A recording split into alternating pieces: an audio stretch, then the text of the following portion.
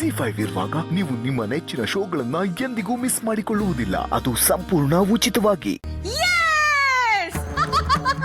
ನಂಗೆ ಗೊತ್ತಿತ್ತು ಮೇಡಮ್ ನೀವು ಇದನ್ನ ಹೇಳ್ತೀರಾ ಅಂತ. ಒಂದು ಹುಡುಗನ ಎಂಗೇಜ್ಮೆಂಟ್ ಕ್ಯಾನ್ಸಲ್ ಆದ್ಮೇಲೂ ಅವನ ಉಂಗ್ರ ಕೊಡಕ್ ರೆಡಿ ಇಲ್ಲ ಅಂದ್ರೆ ಆ ಹುಡುಗಿ ಕಂಡ್ರೆ ಅವ್ನಿಗೆ ಇನ್ನೂ ಇಷ್ಟ ಅಂತ ಅರ್ಥ ಅಲ್ವಾ ma'am? Thank you ma'am, thank you so much.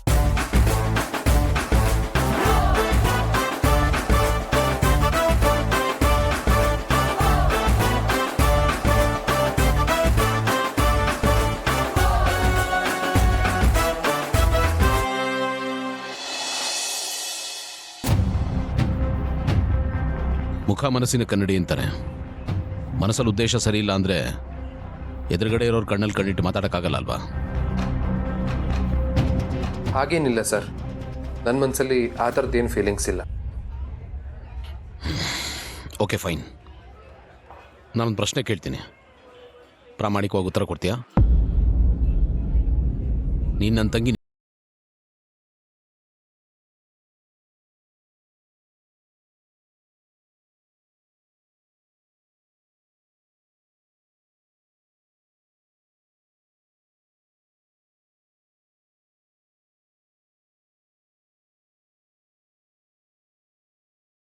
ಬಗ್ಗೆ ಮಾತಾಡ್ತಾ ಇದ್ದೀನಿ.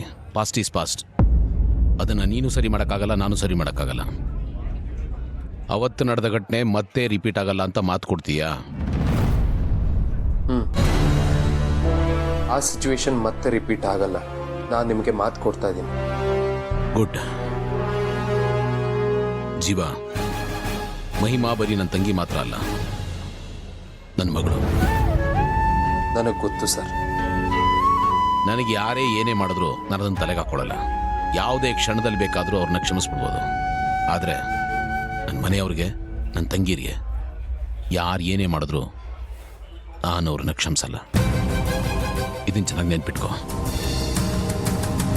ನಮ್ಮ ಮನೆ ಮಗಳನ್ನ ನಿನ್ನ ಕೈಗೆ ಒಪ್ಪಿಸ್ತಾ ಇದ್ದೀನಿ. ನನ್ನ ಆಸ್ತಿ ಅವಳು. ಅವಳನ್ನ ಜೀವನ ಪರ್ಯಂತ ಚೆನ್ನಾಗಿ ನೋಡ್ಕೋ. ಸರ್, ನೀವು ಮಹಿಮಾಗೆ ಎಷ್ಟು ಪ್ರೀತಿ ಕೊಡ್ತಿದ್ರೋ ಅಷ್ಟೇ ಪ್ರೀತಿ ಕೊಡೋದಕ್ಕೆ ನಾನು ಪ್ರಯತ್ನ ಮಾಡ್ತೀನಿ.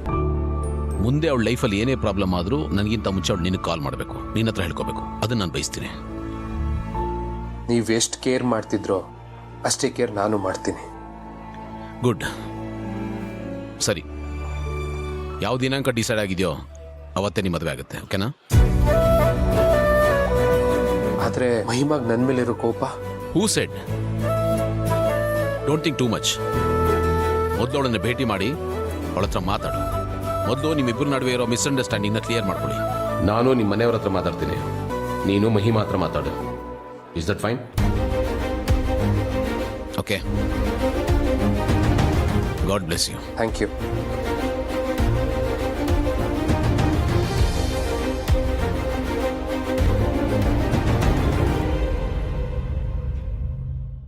ZEE5 ಆಪ್ ಡೌನ್ಲೋಡ್ ಮಾಡಿ ಎಲ್ಲಾ ಸಂಚಿಕೆಗಳನ್ನು ಸಂಪೂರ್ಣ ಉಚಿತವಾಗಿ ನೋಡಿ.